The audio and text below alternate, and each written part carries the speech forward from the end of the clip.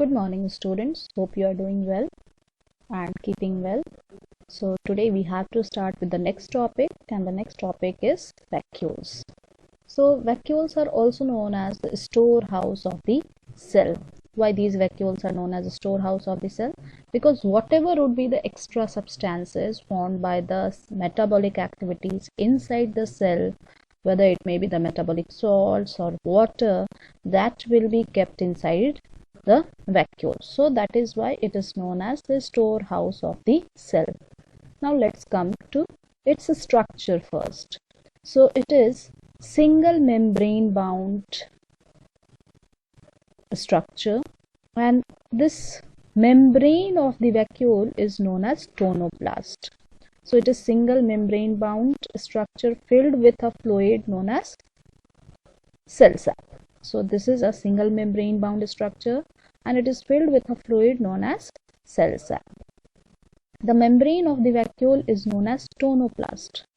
The membrane of the vacuole is known as tonoplast. Now what is its location? It is centrally located.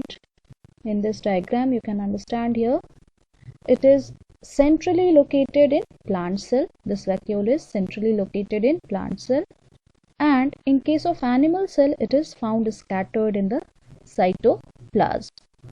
Okay, and also in animal cell the number of vacuole would be less in a newly formed cell, and as the age of the cell increases, the number of vacuole increases. So we can understand the age of an animal cell by counting the number of vacuoles, or the number of vacuoles increases with the increasing age of the animal cell. But in plant cell, a plant cell will have a single large centrally located vacuole. Animal cell will have small vacuoles found scattered in the cytoplasm. Okay. So it is centrally located in plant cell and scattered in the cytoplasm of animal cell. Now let's discuss about its function. So it maintains the turgidity of the cell. Since it is filled with the cell sap, so it will create a pressure on the cytoplasm and the turgidity of the cell will be maintained. Then it also maintains the water balance of the cell. If there will be extra water in the cytoplasm, it will be kept in the vacuole, and when the cytoplasm will require water, it will be taken up from the vacuole. So in that manner it is maintaining the water balance of the cell. Then it also stores food, water, metabolic substance and waste. This vacuole is storing food, extra food if it is there in the cell, it will be kept in the vacuole. Extra water in the cell will be kept in the vacuole. Metabolic substance, if it is formed in extra, that also will be kept in the vacuole. If waste is formed, that is also kept in the vacuole. So that is why it is known as the storehouse of the cell, since it stores food, water, metabolic substance and waste. And since it is storing these substances like the metabolic substances, water or food, it is known as the storehouse of the cell. And sometimes it is also included in the category of the cell inclusion because of this reason basically. Okay. Now let's discuss about cell inclusion.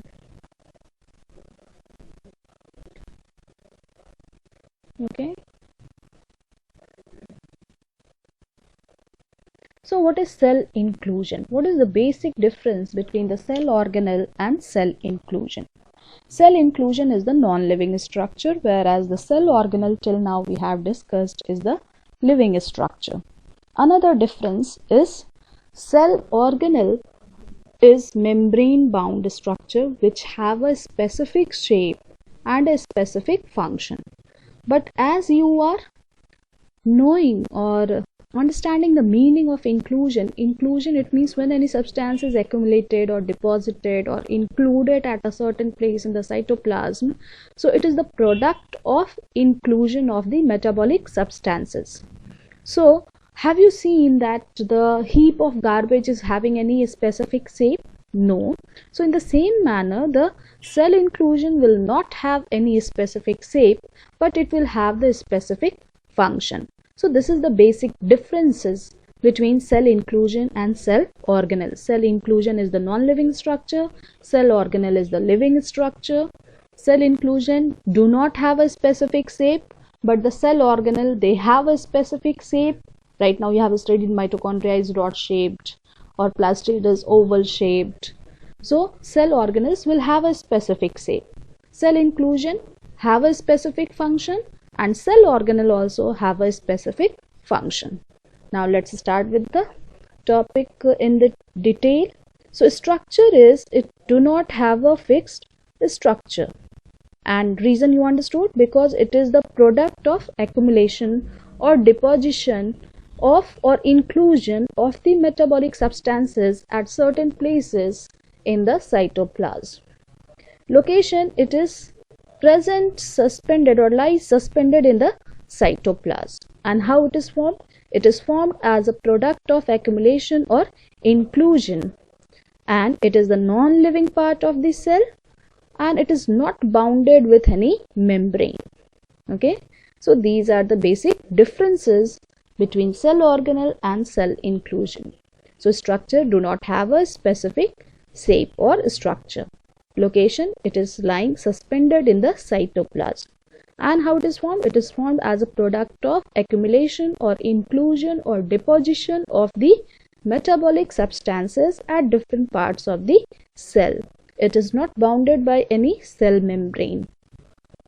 Examples are fat granule, glycogen granule.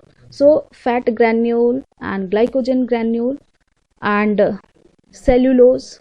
Cell inclusion, cell wall in case of plant cell is also the product of cell inclusion.